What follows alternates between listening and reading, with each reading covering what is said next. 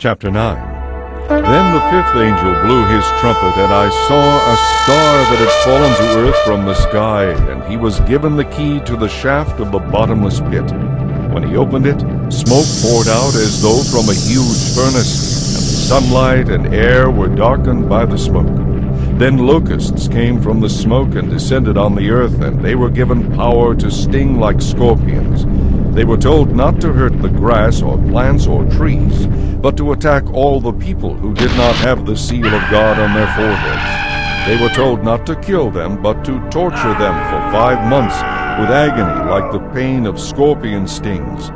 In those days people will seek death, but will not find it. They will long to die, but death will flee away. Locusts looked like horses armed for battle.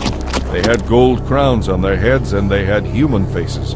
Their hair was long like the hair of a woman, and their teeth were like the teeth of a lion. They wore armor made of iron, and their wings roared like an army of chariots rushing into battle. They had tails that stung like scorpions, with power to torture people. This power was given to them for 5 months. Their king is the angel from the bottomless pit. His name in Hebrew is Abaddon, and in Greek Apollyon, the destroyer. The first terror is past, but look, 2 more terrors are coming. Then the sixth angel blew his trumpet, and I heard a voice speaking from the 4 horns of the gold altar that stands in the presence of God. And the voice spoke to the sixth angel who held the trumpet. Release the 4 angels who are bound in the great Euphrates River. And the 4 angels who had been prepared for this hour and day and month and year were turned loose to kill 1/3 of all the people on earth. They led an army of 200 million mounted troops. I heard an announcement of how many there were. And in my vision I saw the horses and the riders sitting on them.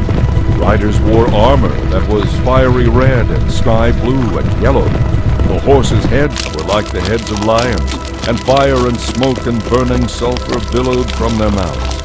1/3 of all the people on earth were killed by these 3 plagues, by the fire and the smoke and burning sulfur that came from the mouths of the horses.